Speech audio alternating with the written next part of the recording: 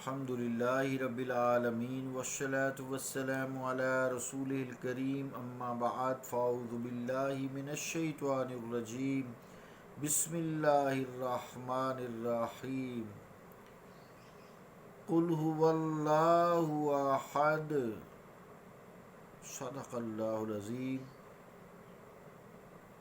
واجب الاحترام سامعین، السلام علیکم ورحمۃ اللہ وبرکاتہ۔ آیت کریمہ جو تلاوت کی ہے اس کا ترجمہ یوں ہے کہ اے مصطفیٰ فرما دیجئے کہ اللہ ایک ہے، اللہ کا قول سچا ہے جو بڑی ہی عظمت والا ہے۔ اس آیت کے حوالے سے اللہ تعالیٰ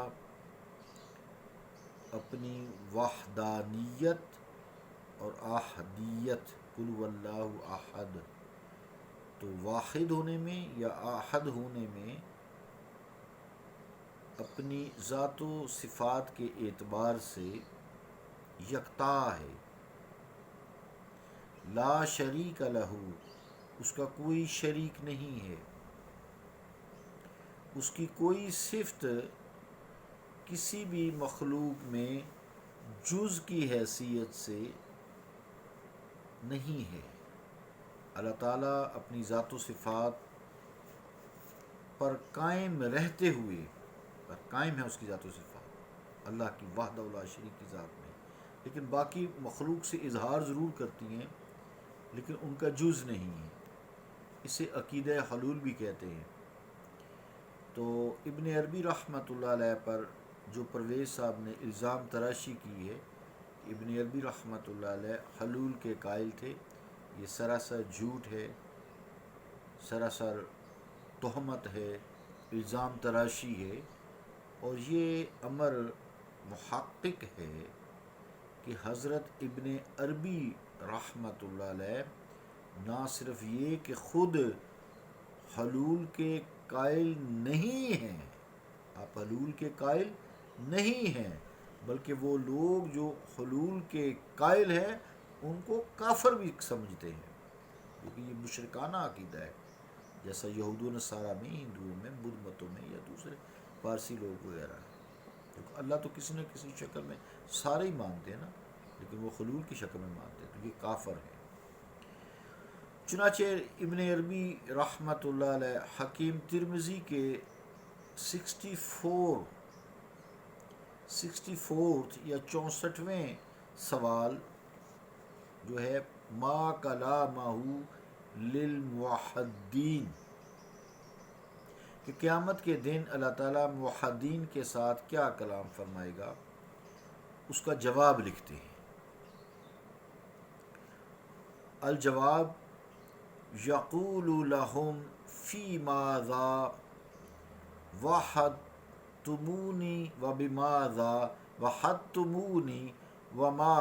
الذی اقضی لکم توحیدی فإن کنتم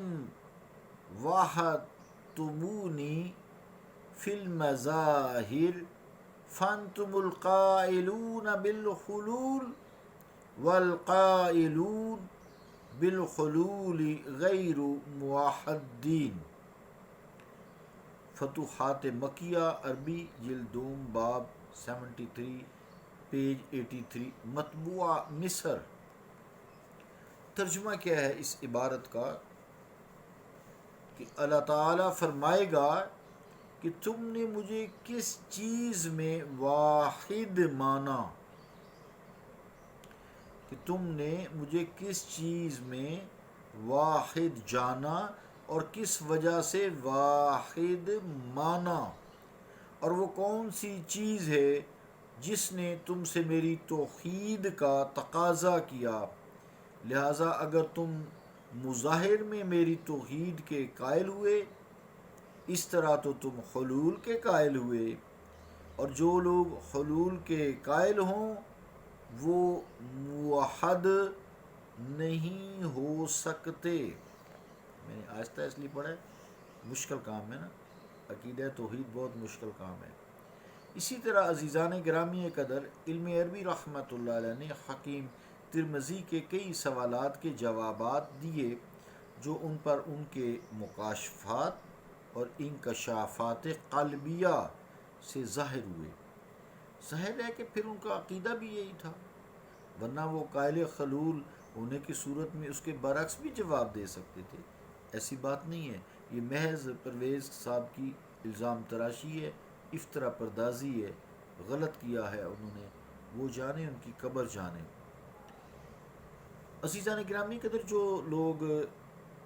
اس چیز کو مزید جاننا چاہیں وہ فتوحات مکیہ سے جو اتہامات پرویزیہ ہیں اس کا کذب افتراء ثابت کرنے کے لیے اس قسم کے اور کئی اقتصابات پیش کر سکتے ہیں، مطالعہ کر سکتے ہیں۔ ابن عربی کی اپنی عبارت سے یہ بات جو میں نے ابھی پڑھی ہے، عربی میں پھر اس کا ترجمہ کیا ہے، اس سے یہ بات ثابت ہوتی ہے کہ ابن عربی سمیت تمام صوفیاء بالعموم، ابن عربی بالخصوص، حلول کے قطعاً قائل نہیں ہیں۔ کوئی اللہ والا حلول کا قائل نہیں ہے، مگر افسوس ہے کہ پرویز صاحب نے صرف تہمت لگائی اور اپنے ابن عربی کی رحمۃ اللہ کوئی عبارت ثبوت کے طور پر بھی پیش نہ کر سکے کہ ابن عربی اس لگائی ہوئی تہمت کے سلسلے میں بارگاہ ایزدی سے رجوع کریں، اور انشاءاللہ تعالی بزرگان دین کے نام لیوا مقامات برزخ سے گزرنے کے بعد قیامت کے روز پرویز صاحب کا دامن اس تہمت عظیم پر ضرور پکڑیں گے، پھر دیکھیں گے کہ ایسے افطرا پرداز کہاں اور کیسے چھپیں گے۔ تو زیبا ناروی کا شعر ہے، یہ تھوڑا سا ٹائم ہے، زیبا ناروی کا شعر ہے کہ خدائی کھنچ کر آ پہنچے گی میدان قیامت میں، خدائی کھنچ کر آ پہنچے گی میدان قیامت میں، وہاں کیوں کر چھپو گے تم، وہاں کیا ہم نہیں ہوں گے۔ عزیزان گرامی قدر، ہر شخص کو قیامت میں جواب دینا ہے، اس لیے انسان کو چاہیے کہ جتنا اس کو اللہ تعالیٰ نے علم دی ہے اس پر شکر کرے، اور کسی پر الزام تراشی اور کسی پر تہمت لگانا، اور خاص طور سے ایسی تہمت جس میں اس کو کافر کہنا ہے، کیونکہ عقیدہ حلول مشرکانہ ہے، کافرانہ ہے، تو اللہ تعالیٰ ہمیں بچائے کہ چند ٹکڑے روٹی کی خاطر ہم ایک دوسرے پر مشرک، ہم مسلمان بھی اب یہی کر رہے ہیں، اللہ تعالیٰ ہمیں معاف فرمائے کہ ایک دوسرے کو کافر، گستاخ، مشرک یہ کہہ دیتے ہیں، یہ جی فلاں مشرک ہے، یہ جی شرک ہے۔ ایسی کوئی بات نہیں ہے، بن سوچے سمجھے، بن جانچ پڑتال کے کسی کو کافر نہیں کہنا چاہیے۔ اللہ رب العالمین ہمیں معاف فرمائے اور ہمارا عقیدہ توحید قائم دائم رکھے، اور اسی عقیدے پر ہمارا خاتمہ ہو، اور جب اس دار فانی سے ہم جانے لگیں ہماری زبانوں پہ ہو لا الہ الا اللہ محمد الرسول اللہ صلی اللہ تعالی علی رسول خیر خلقہ محمد وعلی آلہ واصحابہ اجمعین برحمتک یا رحمت